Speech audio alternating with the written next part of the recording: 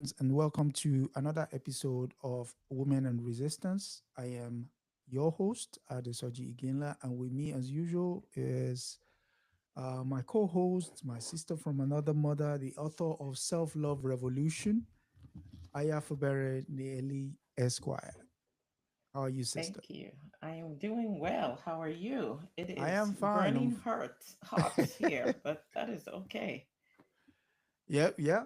Better hot than cold. Better hot than cold. Better hot than Yes. cold. I'll take the heat. Yes. So, speaking of the series so far, just before we begin, next week we'll be reviewing the women we've done in the 12 weeks preceding. And so, 12 but for this, weeks. yeah, 12 weeks preceding, yes. So this is the second group of 12. So 24 episodes in. And so for this week, we're going to be looking at the lives and times of, it's difficult to describe her. Ama Ata Aidoo. What else can be said about her? First things first. Who is she and where is she from? Ha. Who am I and where am I from? I am from the area in Africa called Ghana. I was born back in 1942. And some of you may have people who are still alive. I Mm, have joined the ancestral realm, but I lived my life fully while I was here. Um, my life, how will I even start to talk about my life now? There's so let's begin. much that, Let's begin in terms of your parents. Usually, that's the roots. So, who are your parents? well, my parents, uh, it's it brings back a lot of memories, Mm, even to ask me that question, because um, my parents were a different kind of people. mm, And the way they raised me and what I was able to do was as a result of everything that they poured into me. Um, I should start with my grandfather. My grandfather was actually killed fighting colonialism. I was born on March 23rd, 1942, in a place that they called Salt Pond in the Gold Coast. Of course, those are not our names. Those were the names that the colonizers who are still there to some degree, and even if they're not there physically, they're still meddling in our affairs. I was born into the Fanti royal household, and my father was Nana Ya Fama, chief of Abiadi Kiako, and my mother was Mame Abasema. I was actually born a twin. My twin brother was Kwame Ata, but neocolonial forces killed my grandfather, and that deeply influenced my family and me in terms of our emphasis on education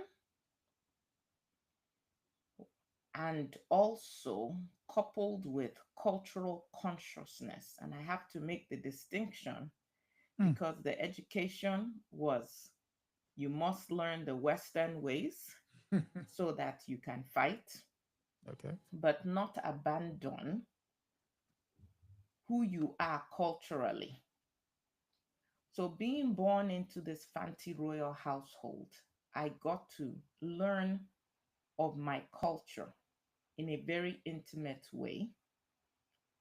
But my father was one of those very visionary men who understood the importance of both male and female getting educated. Back then, many times families will make the decision that only the male should get quote unquote a formal education, a Western education, and the women will kind of be left to just be child bearers and rearers.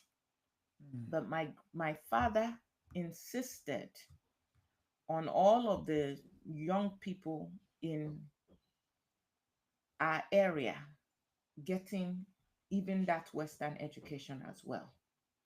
And so initially, when I was a child, there was no school, Western style school in our area. We have to walk a long way to Mm. get to school.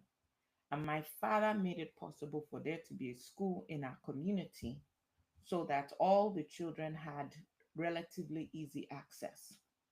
And there was no distinction when I was growing up between me and my brother. In fact, it wasn't until I went to the university and I started to see the distinctions that I even realized that in this world, people had the notion that women were somehow inferior or should not aspire to be everything that they could possibly be, how they were made by their creator. So education was a very important piece of my growing up. So after my initial education at the elementary, the primary level, I went to the Cape Coast and I attended Wesley Girls High School, Oh. where I discovered my passion for writing. There's so much power in words. Yes, we need engineers. Yes, we need doctors. Yes, we need all kinds of people with all kinds of education. Mm. But that part of being able to think, to read, and to write, to put your thoughts down, was instilled in me at a young age. And so I attended Wesley Girls High School from Okay. 1857. And by 1961, I enrolled at the University of Ghana, Legon. And there I earned a Bachelor of Arts in English in 1964. I also wrote my first play, which was staged in March of 1964 at the university and then was published in 1965. That first play was called The Dilemma of a Ghost. Mm. Then, like I said, it was published in 1965. And you would not believe this, but that made me the first African woman dramatist to be published in English. Now, I 1965. make that distinction to be published in English because it's not like women had not been Writing. creating dramas, our folk tales, the ways that we had our cultural displays. We'd been doing that, but in terms of being published in English, I was the first African woman dramatist to be published in English. I didn't stop my education there, even though there were whispers of, if you're a woman, you don't want to get too much education because then you will scare men away. So I did marry quite all right. I married in the 60s. I don't talk too much about the marriage because, again, a woman is a human being, a full human being, Mm. when she is born. She does not only become somebody because she's somebody's wife or somebody's daughter, you know? Mm. And so I got married. That marriage did not last long, so we will not talk too much about it. And I did have my child. I had one child, one daughter, who carries on my legacy today. So I now went.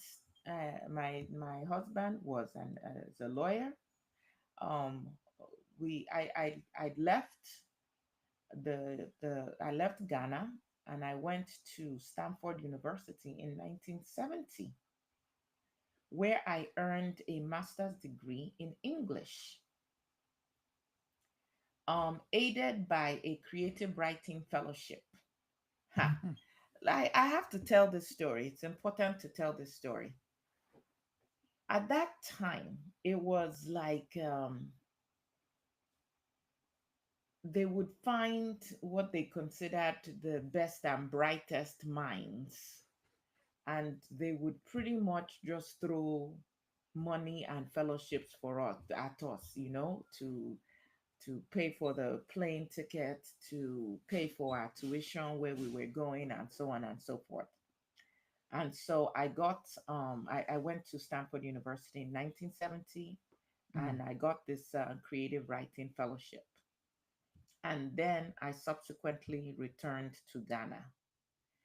After returning to Ghana, I taught at the University of Ghana in the Institute of African Studies and also at the University of Cape Coast, eventually rising to the rank of professor and doing my very best to shape the minds of our young people Mm. that were being assaulted by this notion that we imbibed through our Western education. So we got the education to be able to fight back. But the very education that we were seeking actually turned us against ourselves, Yeah, co-opted. You've been co-opted to do the where bidding. we started to imbibe this idea of we're not good enough. You read these major writers in from the West who, you know, ascribed us to like less than animals, that we did not even have the intelligence of monkeys. Hmm. So, how do you get educated, but at the same time, you are learning? Education is supposed to develop you, bring Yeah, out the best of you. But broaden your that mind. Yeah. educational process is teaching you that you are nothing unless you empty yourself out and take on what they're giving you. So, not developing what's inside you, but empty yourself, take on what they're giving you, which Mm. tells you you are inferior, and that to progress, you have to embrace everything that is foreign to you, that is alien to you. So, in 1982, I was appointed as Secretary for Education under Ghana's PNDC military government, Oh, Jerry which Rawlings. was led by a man that you may have heard of, Jerry Rawlings. Like Lieutenant Jerry Rawlings. Yeah. At that point, I became the first woman in that post, but I did not last long in that post Why? because, like my father, my idea was education should not be the purview of just a few. It should be something that is made available free to everybody. Every Mm. child should have an opportunity to develop themselves.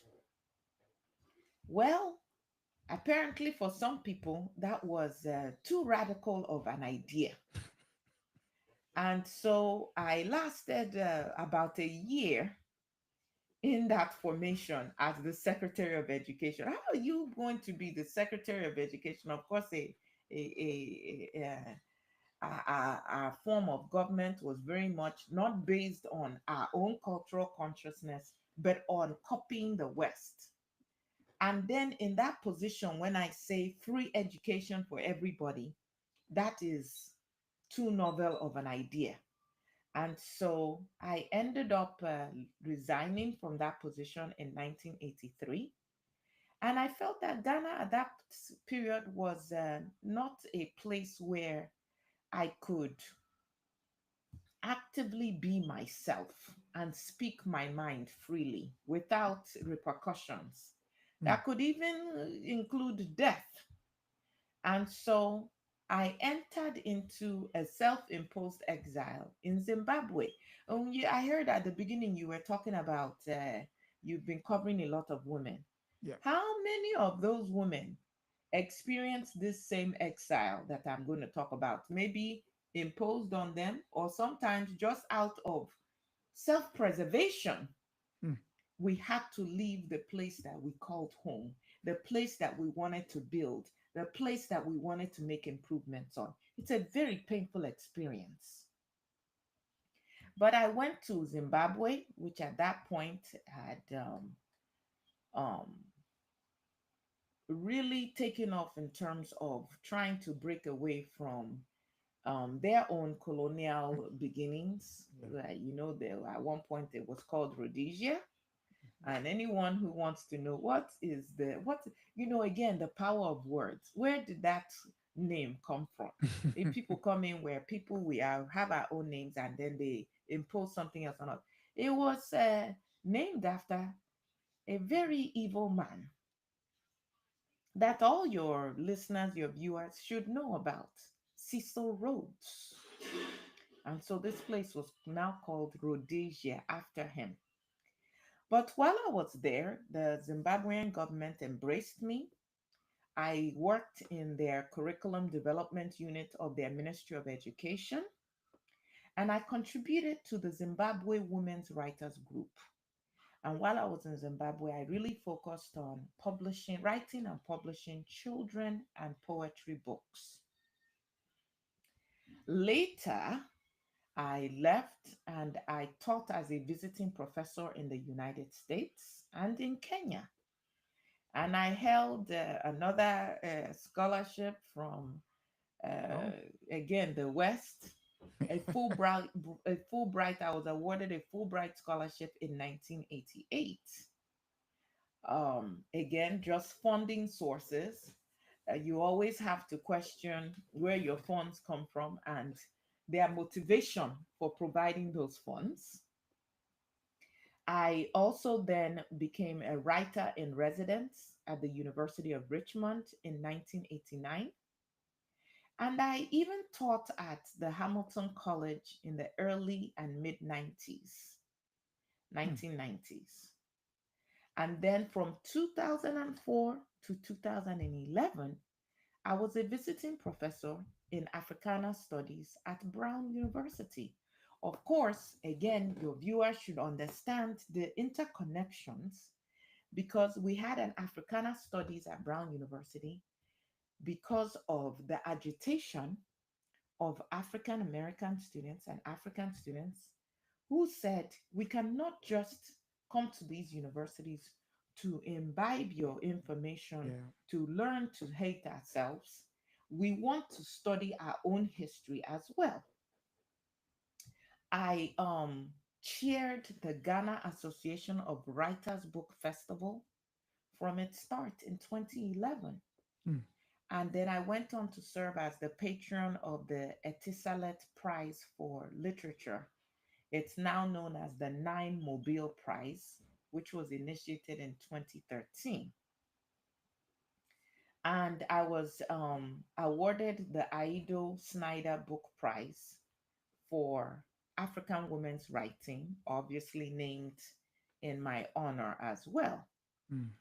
So, some of my publications that your listeners may be aware of, and if they're not, then I'm making them aware of them now.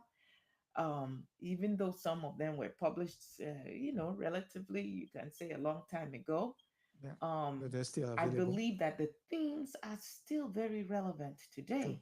Yeah. So, I published The Dilemma of a Ghost, the play that I talked to you about. That was in 1965.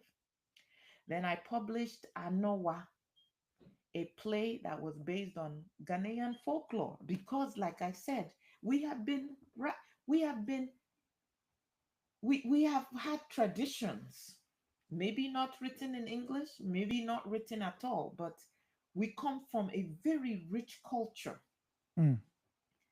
and our folk tales, our folklore was a way of passing on knowledge from generation to generation. So that one was published in 1970. Then I had a collection of short stories that I also published in 1970 called No Sweetness Here. And one of my favorite books, somewhat autobiographical, was Our Sister Killjoy. Killjoy. This is one of the Yeah, earlier publications of it, yeah. if you can see this, um, published by the Longman African Classic. We read This that in was the secondary time school. when you can see the paper, the sheets are very yellowed now. We read that in Yes, this was a time when, again, the colonizers, because they don't mm. do anything out of the goodness of their hearts. Let's True. just establish that right now. Mm. But they found out, we can exploit these writers. Yes, I'm grateful for being published, but we can create a new market, or we can tap into a new market of African writers writing their own stories that we sell back to them, To and we them, keep most of the uh, money. money, yeah. Because Or they keep all told of the me that money, my books were sold all over the world. but no money, But but ask no. me, why am I still poor? Why am I still going around having to work in places for Mm. all the books that I sold? Then I published, so that our sister Killjoy, or Reflections from a Black-Eyed Squint. It was a novel published in 1977. Then I now published Someone Talking to Sometime. Someone, It was yeah. a collection of poems, published that in 1986. And then also in 1986, this was during my time in Zimbabwe, I published The Eagle and the Chickens and Other Stories. These were all children's stories.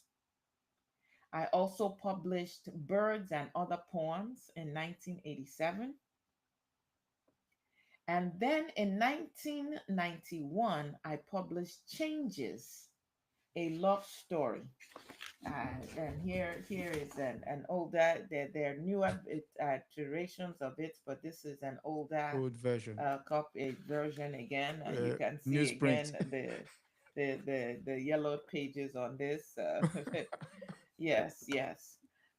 This one was published in 1991, and it won the Commonwealth Writers Prize in Africa in 1992. I was not done writing. I also published in 1997 through Heinemann African Writers Series. Again, ask me where the money Mm. is. Mm. I published The Girl Who Can and Other Stories.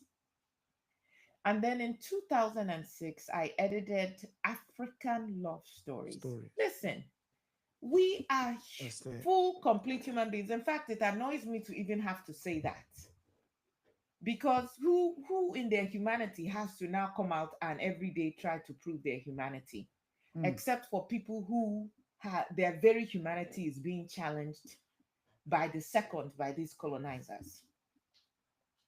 We too love, and our love is as varied and as deep and as high and as low as anybody else's love. We have all everything, we encompass everything. So that was published in 2006. And then in 2012, I also published Diplomatic Pounds and Other Stories. These are fairly easy reads, something that you can have by your nightstand before you go to sleep. You read a story, you get some understanding. Mm. So as I mentioned before, my husband, I married one time, I did not marry again. For reasons that you can probably figure out if you read my books. But I was married to Kofi Ako, who was a Ghanaian lawyer and then a politician. And my daughter is Kina Likimani, who was born 1969 in Nairobi, because I was in Kenya at the time. And I raised Kina largely as a single mother. Did not spend my breath, wasting my breath discussing the specifics of my marriage. It was not too important. Um, there are many awards that have come my way. I will just get this out of the way, and then we can really talk about my work and my writing and the message And your that I focus. Yeah. believe still is of very great relevance today. So I got the Mbari Club Prize in 1962 for my short story No Sweetness Here. I also was awarded the Nelson Mandela Prize for Poetry for Someone Talking to Sometime. That award came in 1987. And then the Commonwealth, as I said, the Commonwealth Writers Prize, Africa Region in 1992 for Changes. My play Anoa was listed among Zimbabwe's Africa's 100 best books of the 20th century at the Zimbabwe International Book Fair in 2002. I was also the subject of a documentary. I think that documentary was in 2014, The Art of Ama Ata That I Aidoo. do. And my niece, Yaba Bado, she's the one who put that together. It's very strong women that we raised. Mm. In 2002 was when I founded the Mbasem Foundation in Accra with my daughter to support African women writers. Because let me tell you, life has not been easy for African women. Now, having said that, it hasn't been easy for women all over the world either. So I don't want it to seem that, as they would like to say, oh, the African woman is so wretched. We're no more wretched than any other group of women because patriarchy is a poison that flows freely throughout all the world that came into Africa and upended some of our traditions, Mm. you know. And now African men are carrying that patriarchy on their heads. And if you read my books again, you will see that theme of this struggle that women have, not just against African women have, not just against colonialism and neocolonialism, but also now within their community, within their very homes. Mm. That issue of gender and gender roles and the identity, um, and the impact of patriarchy on it. And so that was the reason that we started the Mbasem Foundation to support African women writers, to encourage African women to write our own stories, to give to share our own perspectives on any manner of topics. Mm. And then of course, in March of 2017, they launched the Ama Ata Aidoo Center for Creative Writing at the AUCC in Accra, of course, named obviously in my honor. I was most definitely a critic of post-colonial governance and nationalism. I believed and continue to believe in African identity, and that African identity must be centered in intellectual and cultural life. It can't be, oh, I learned this and I'm this over here, and then it's this other thing on the side over here. No. African identity must be the center. It should be the foundation upon which we build anything else. And so, like I shared, when I tried those reforms in the education ministry under Jerry Rawlings and they were blocked left, right, and center, I resigned from that post. I am, I believe, and I know this to be true, even amongst my detractors, I am respected for my outspokenness on feminism. Now, I can give you my definition of feminism because, when people use terms, it's important to define what those terms are. Terms mean. Feminism, for me, it's an ideology, you know? It's an ideology that means that anybody can be a feminist and should be, because everybody should be um, okay, they should be settled, they should be fine with women being their full selves, being their whole beings. That is all that means to me. I don't know how other people define it. I'm not struggling with anybody beyond that. Everyone should embrace the right for women to accomplish at whatever levels they're capable of. just like men do, white men, of course, in particular. So very outspoken. I was very outspoken on feminism, which did not endear me to both men and women. Because let me explain this to you. Any oppressed class, when you study it, one of the reasons they are oppressed is that they participate in their own oppression. And so what you would see is that even amongst women, the weight of patriarchy is so heavy and is so interwoven now into all aspects of our existence that women themselves have a problem with fighting against what has been presented as the way things should be. Mm. So when you are a woman that is saying, no, the way things are is not the only way it should be, there are different ways, then you become a threat even to women who are saying, ah, you're a troublemaker. Why are you, trying to use a Western euphemism, trying to upset the apple cart? Just follow along and know your place, you know? And I was never one To bite your tongue. to allow other people to determine what my place should be. I also was very outspoken against anti-imperialism. I spoke up against imperialism, and of course, preached what should be the religion, if you will, the theology of African autonomy. What group of people do not want to be autonomous?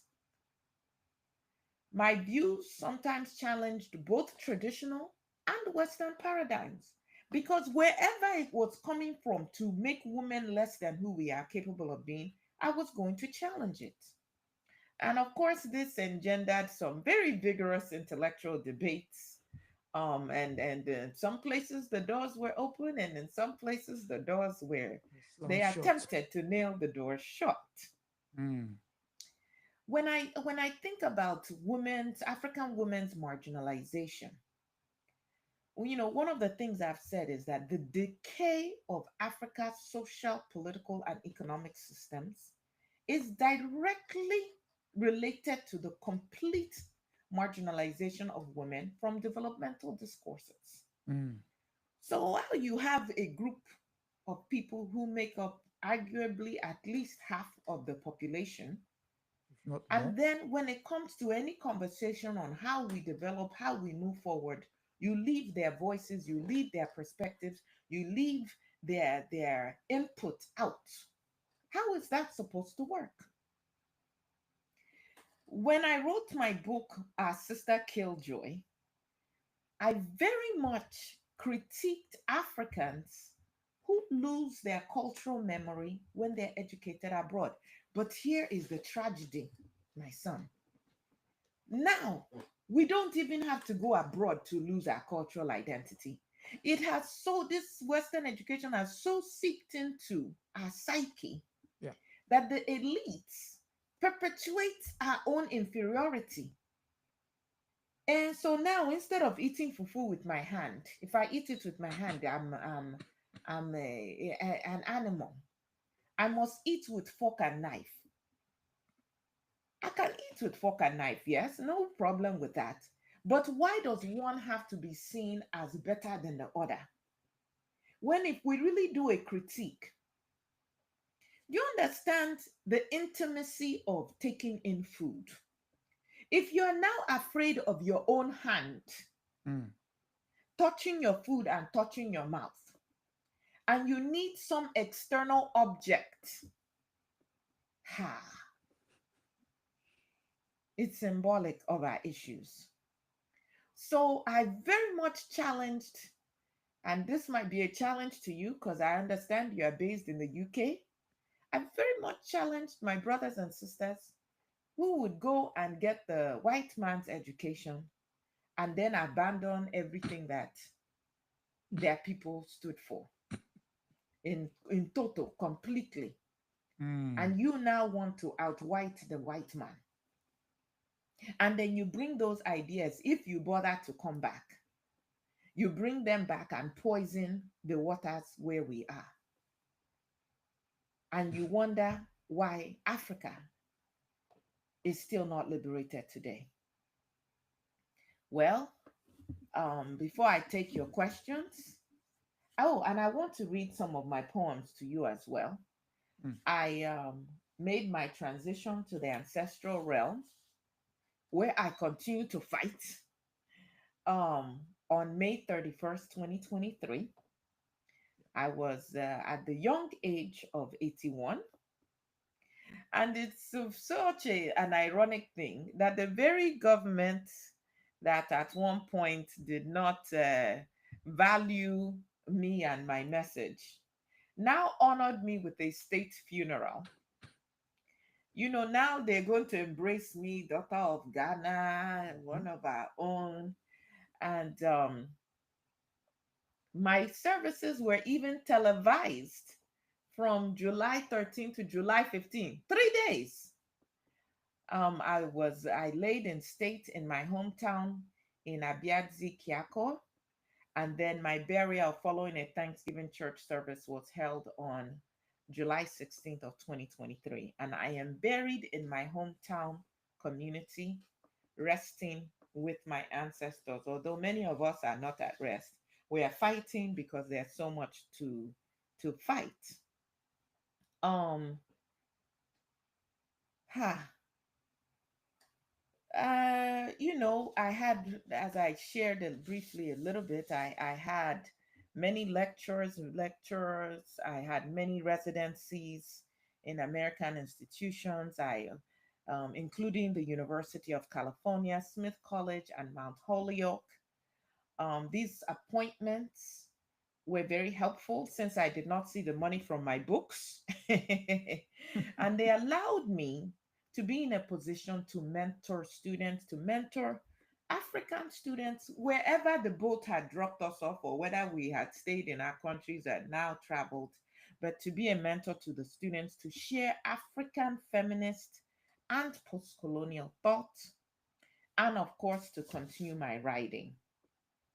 I Mm. did not live in Europe necessarily, but I traveled extensively for literary festivals, for conferences, for speaking engagements. Um, and I participated in many lectures, many panels, even across the UK and continental Europe, particularly in support of African literature and feminist discourse. But in the early 2000s, I returned to Ghana to live permanently after my many years of sojourn in what we call the abroad.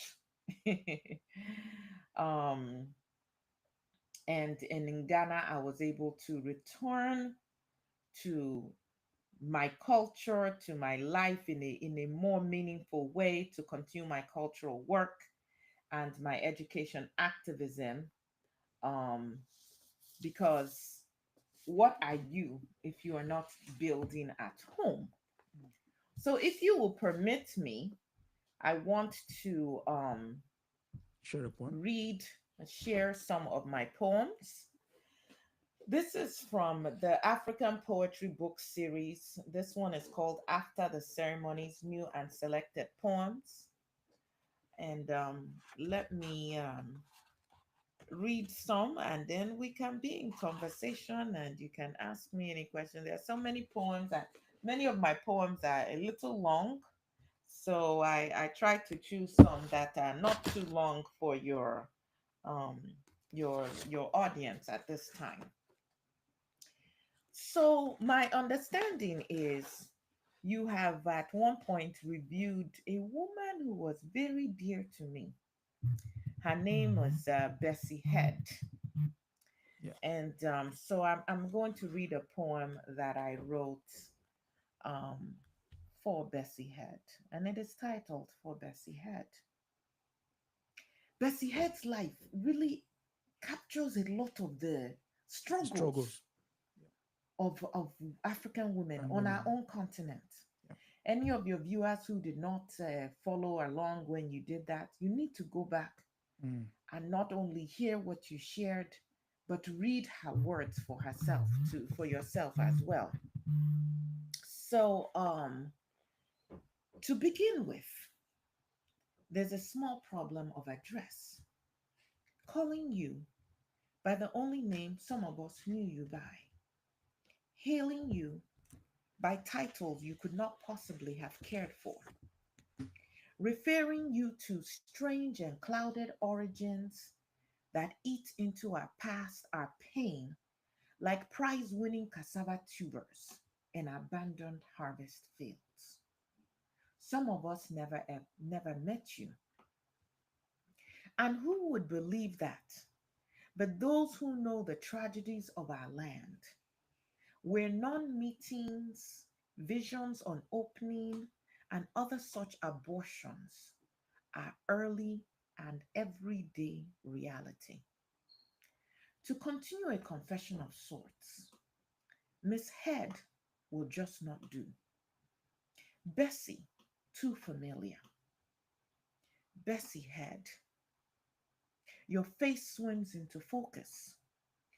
Through soft clouds of cigarette smoke and from behind the much harder barriers erected by some quite unbelievable 20th century philosophy, saying more of your strength than all the tales would have us think for the moment. For the moment, we fear and dare not accept that given how things are, poetry almost becomes dirges and not much more. But we hold on to knowing ourselves as daughters of dark light women who are so used to life, giving it, feeding it. Death was always quite unwelcome, taking them by surprise. An evil, peevish brat to be flattered, cleaned, oiled, pomaded, overdressed, and perfumed. We fear to remember, fatigued as we are by so much death and dying, and the need to bury and to mourn.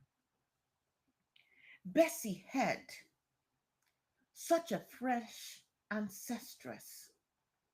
If you chance on a rainy night to visit, if you chance on a sunny day to pass by, look in to see how well we do, how hard we fight, how loud we scream against the plots to kill our souls, our bodies too, to take our land and feed us shit.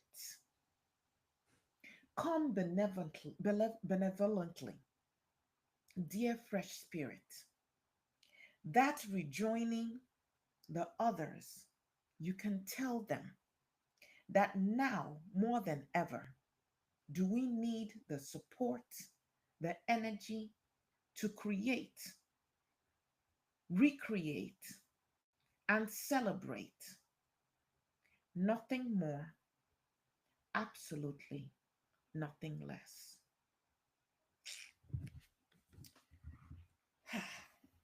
Mm. And I will share one more.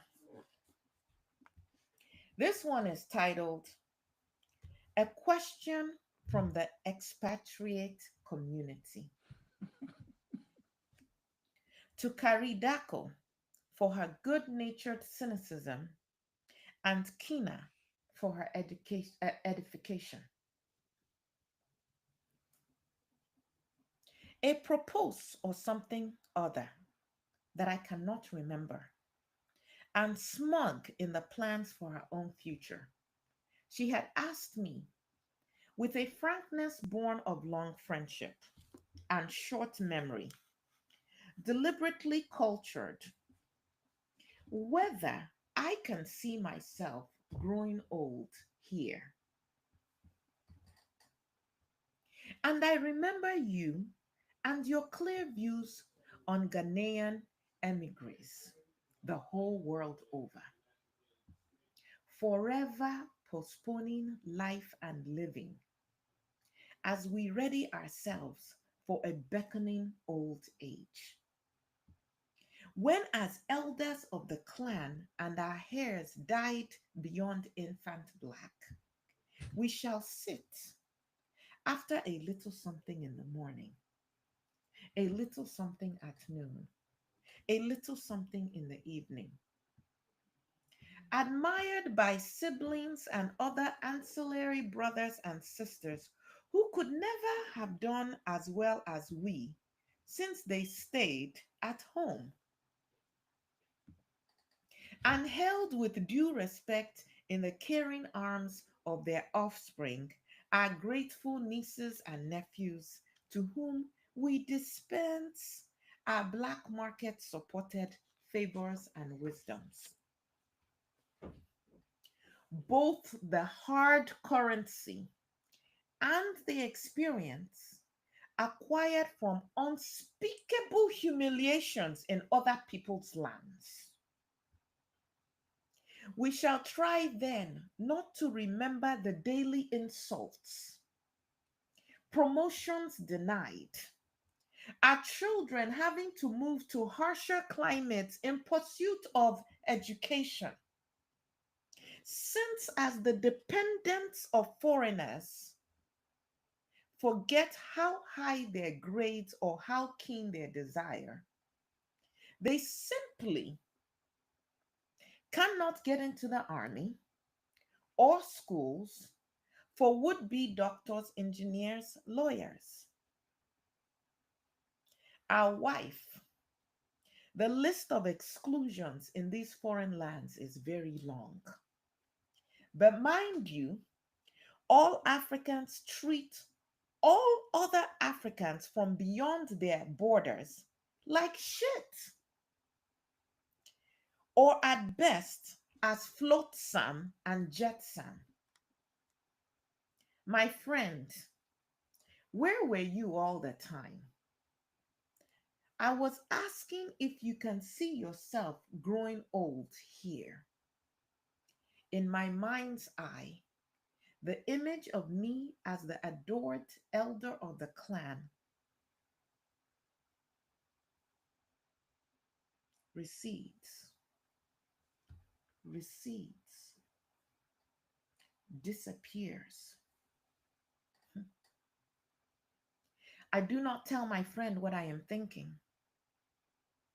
That if what I am feeling now is not old age already, then frankly, it signifies little where the real thing finds me. I shall be beyond caring, an unprepared, unsecured wanderer.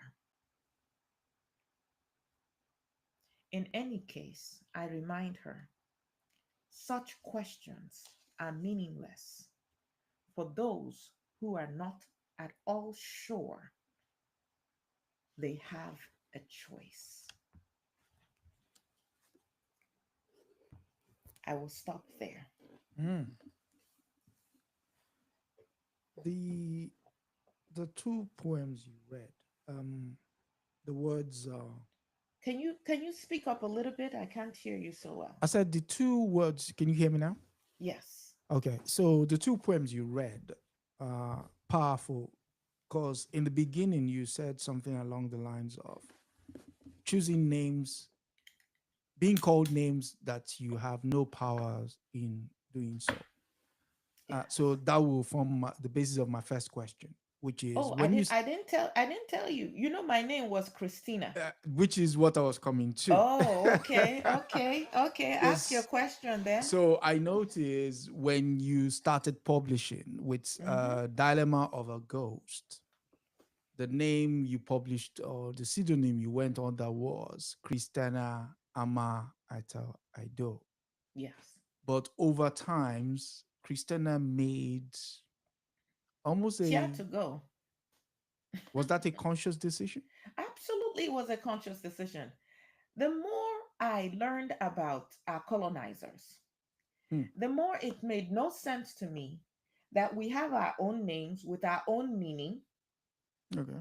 tied to our own culture, Hmm. and then we abandon those names or add those names to the names that will make us more acceptable. Mm. Who am I trying to prove myself to? Christina? No. I Mm. gave that name up and I focused on a name that reflected my cultural heritage, even as they do. I have no problem with anybody's names. They answer John or Peter or Svetlana, whatever they answer. Why can we not answer our own names? Why are Mm. we the ones? And the Asians do this too. Colonized people do this. You want to be accepted, and you think that the more you give up of yourself, the more they will accept you. But let me tell you about these people, in case anybody is still unaware. In the 500 plus year history, what these people do is they take and they take and they take everything. They take our food, they take our cocoa, they take our rubber, they take our gold, they take our diamonds, they take our plutonium, they take our timber.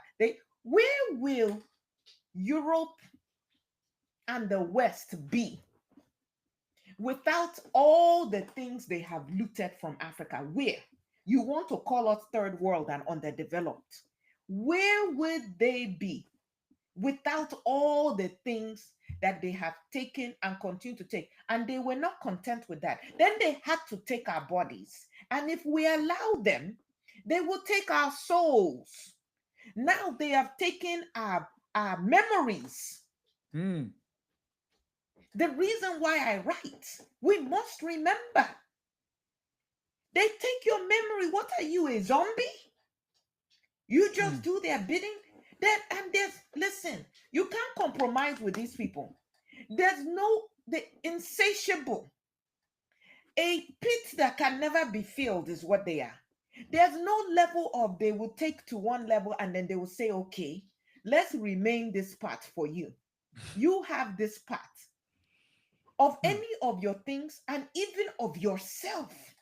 They Mm. want to own you completely and everything. How can you embrace that and buy into that? Oh, I had to give up Christina. Yes, it Mm. was a very conscious decision. Mm. Okay. You, I mean, with the last quote you gave, explanation, you talked on the next part I was going into, which was neocolonialism.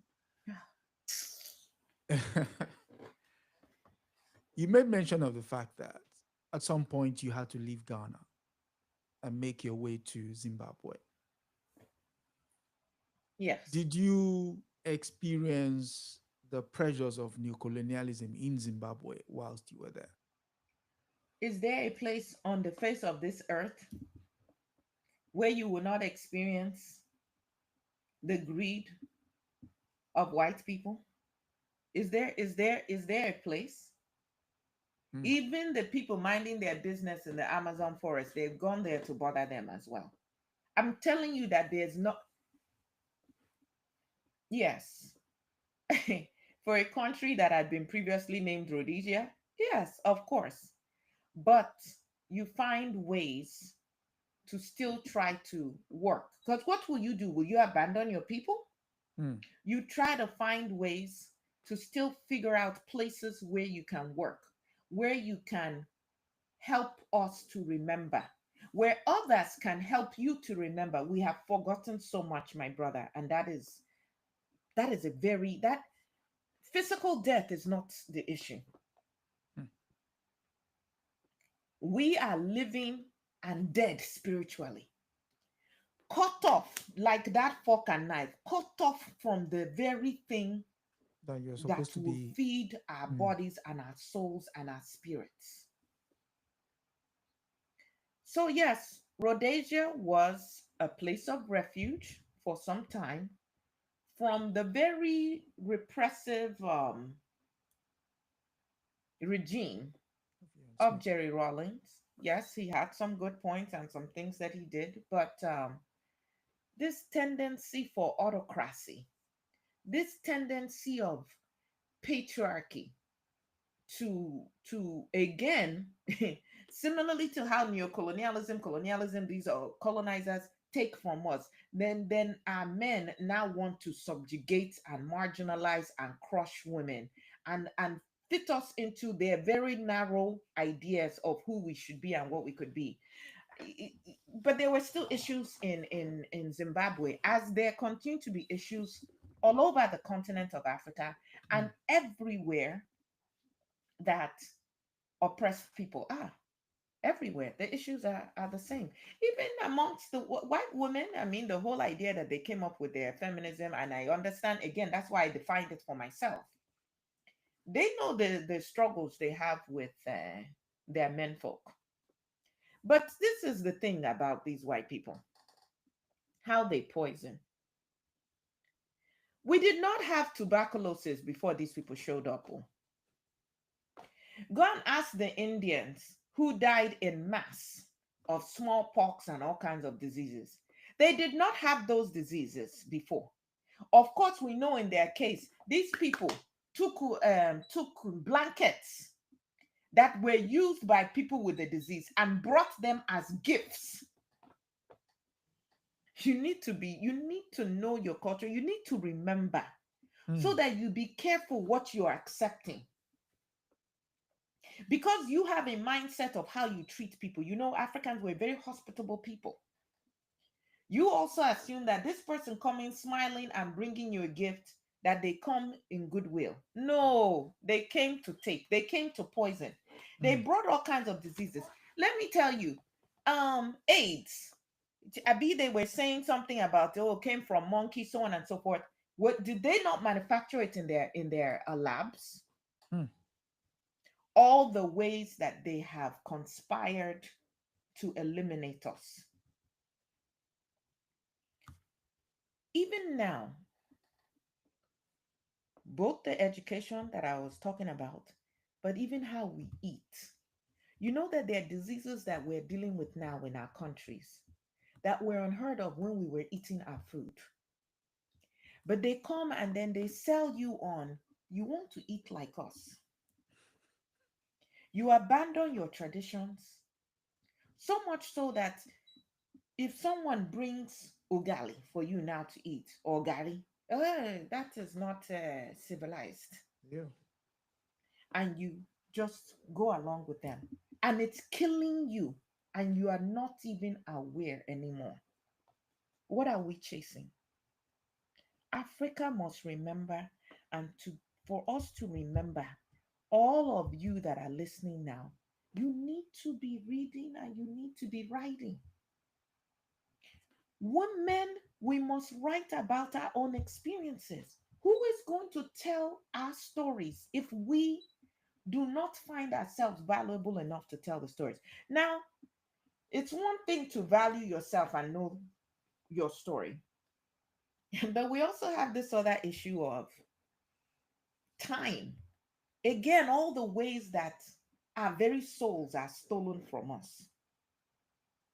Time was One also of the stolen. reasons I could write as much as I did, I published as much as I did, if you ask me, if I was telling you just me and you talking, although I know we have an audience, was because I was no longer under the rulership of a husband per se. That should not have to be the case. Because what you still see, even amongst educated women, world over, not just African women, but world over, we're now out, not well, I say now out for the industrialized world. Of course, African women, we were always part and parcel of our communities. We worked, we brought in food, we did, you understand what I'm saying. Yeah. But to the extent that we're now out working these jobs, we will go out and work the same hours as the man is working for less pay while worrying about childcare, while dealing with pregnancy and worrying about would they now say, oh, I'm less valuable because I had children, Mm. but being told that my sole value is in woman is no is in motherhood, not even womanhood, it is in motherhood, Child rearing. and I'm the nurturer. So when I finish working the same hours that the man worked for less pay, a woman who has the same education but will be now treated by her peers who are male as though she's a servant in the workplace. You serve as secretary, so on and so forth. Then you come home and then you continue with all the quote unquote traditional roles of a woman as well. So you're up before the sun, you are the last one to go to bed, you're exhausted in body, mind, spirit, and then you don't have time to write. You see how all of these things conspire. And then when you don't write, then it's like, oh, what have women contributed? We have a Mm, lot of work to do.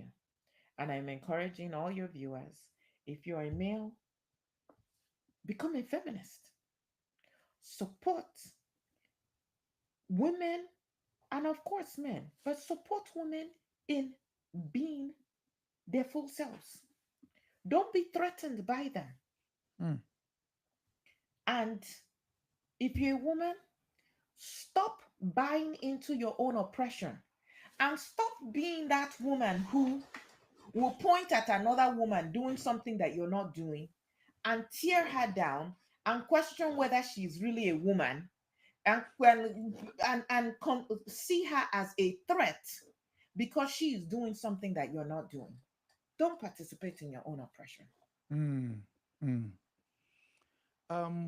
One other question. Would you say your background, being from a matrilineal society, helped form your character in the sense that every um, you got, I mean, you started with the fact that your father saw the importance of educating girls Hmm. who will then, who will then become mothers, grandmothers, and what have you. But particularly that your society, the society in Ghana, because of its matrilineal position, form the nucleus of your resistance with regards to external forces, Oh, yes. neocolonialism, and the attacks on culture. Would you say that's the case? Oh, without a doubt. Like I said, Mm, until I entered university, so at this time I was a young woman, yeah. I'd pretty much, gone through my, basic formative years. The concept that because I was a woman, I was less than was something that had not crossed my mind. Mm, So in that matrilineal society, in that cocoon, men could be their full selves, women could be their full selves. It might look different, it might look the same sometimes, but it wasn't a hierarchy in that sense. okay. And that was the sensibility that I took to college, to university. So when I was now being challenged, quite frankly, the people who were challenging me looked to me to be ridiculous. Mm, Now, for a woman who may have been raised in an environment where she was already from childhood taught that because she has XX chromosome, that somehow has made her deficient as a human being, then you can see how that will play mind games with you, and that becomes a what do they say, a self-fulfilling prophecy. prophecy. Yeah. When you have taken in that Imbibed. Yeah. information and Mm-hmm. you have let it permeate your whole body, then Mm, that is how you move as a result. mm, mm, Um, so yes, definitely my upbringing and that matrilineal society. And you'll even see that for men who have been raised understanding, if I may use this word, the equality of all human beings, male or female, they also see things differently, even though I must say this patriarchy is so insidious mm, that none of us quite escape it, male or female. Just the ideology that weaker sex, some of the language we use, very similar to how the ideology of racism and the inferiority of African people mm, kind of seeps through everything. So I believe it was in the United States that they did that doll test many decades ago, I believe in the 50s. yeah.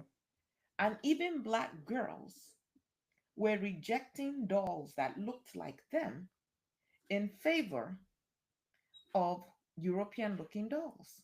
It Mm, seeps into your psyche. We have to be very much aware of how it is just in the air and in the atmosphere. And so you have to be extra vigilant to counteract it. And one of the ways is to make sure you're plugged into a source that is purer, that connects you to your memories, your ancestral memories of who we are, what we've accomplished, what we continue to accomplish now that other people take credit for, mm, so that you don't lose your sense of self. Because once you've lost your sense of self, in fact, I don't know if I can find it quickly. I'm looking at the time.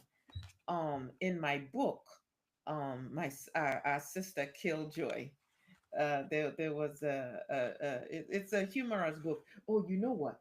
The one of the controversies that came about as a result of this book is that in this book, mm, to some degree, I explore a romantic relationship between two women. And of course, for some people, that was absolute taboo. But one of the themes that I explore in this book is this notion of Africans coming to the West, getting their degrees, and then losing themselves. So let me just read this. Hmm. Postgraduate awards, graduate awards, it doesn't matter what you call it. But did I hear you say awards, awards, awards? What dainty name to describe this? mm, To describe this most merciless, most formalized, open, thorough spy system of all time. For a few pennies now and a doctoral degree later, tell us about your people, your history, your mind, your mind, your mind. Tell us, boy, how we can make you weak, weaker than you've already been. And don't you get any ideas either. No, no radical interpretive nonsense from you, flat nose. My brother, there should be no misunderstanding, no malice intended. Indeed, our dear academic doctors deserve all the worship they get from our poor administrators at home and more. They work hard for the doctorates. They work too hard, giving away not only themselves, but all of us. The price is high, my brother. Otherwise, the story is as old as empires. Oppressed multitudes from the provinces rush to the imperial seat mm, because that is where they know all salvation comes from. But as other imperial subjects in other times and other places have discovered, for the slave, there is nothing at the center but worse slavery. Whether warming itself up in a single cold room by a paraffin lamp, covering its nakedness and disappointed hopes with the old tickets of the football pools, or glorious with degrees. Above all, what hurt our sister as she stood on the pavements of London and watched her people was how badly dressed they were. They were all poorly clothed. I could go on. One last one that I'm going to read also from this book. This again, like I said, slightly autobiographical. I was often challenging my brothers and sisters who were in the West and could not possibly see themselves coming back home to work. And as I talked to a brother who had shared eloquently about all of his accomplishments, let me see if I can find that piece in my book here. Anyway, the point that I was trying to make is that he felt he had to prove himself to the white man. He felt that being here allowed him, being here, and I mean in the Western The world, Western world. allowed him to show the white man just how smart we were. And my question is, what are you trying to prove? Oh my goodness, I cannot find where that is at this time. Let's see. Uh, well, I will leave it at that. But the point that I was making was, not only was he trying to prove himself to the white man at large, Mm. I noticed that he also had on his arm a white woman. And it seemed to me quite funny that not only was he performing for the larger white audience, he had also chosen to bring into his home a white woman whom he had to perform tricks for and have a private audience. But you will have to read the book itself. I wrote this book a long time ago, cannot find that, but it's a quick read and it is a funny read. Um, and I certainly encourage your guests to pick up Our Sister Killjoy. Okay. I just want to summarize some things with regards to what you've told us so far. With regards to the question of food and culture, neocolonialism has done a number on us. Oh, You mentioned the idea, yes. you mentioned something to the effect that when you were in the government of Jerry Rawlings, even though it was supposed to be a revolutionary government, your quest to ensure that everybody got free education was undermined. Hmm. Well, that's neocolonialism in effect when you Yes. have the IMF, World Bank come in and they offer to help you. One of the things they expect you to take off the table is educating your masses, feeding your masses, and taking care of their health. Those three things are the first thing they cut. In other Beware, words, beware the smallpox coated blankets. They yes, don't give us any aid. not They're not nothing, aiding us. They're nothing. aiding themselves. Exactly. Yes. So um, it will be important that those in the United States at the moment understand that that colonialism that was previously outside has now come back home. So taking away of Medicaid, undermining the education ministry, and making your food much more expensive.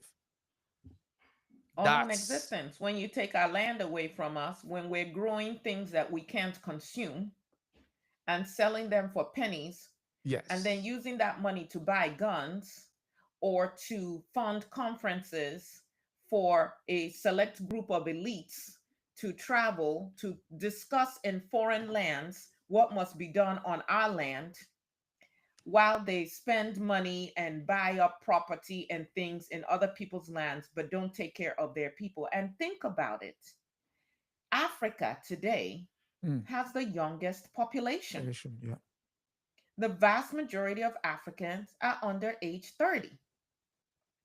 When you don't educate those masses, what state do you leave them in?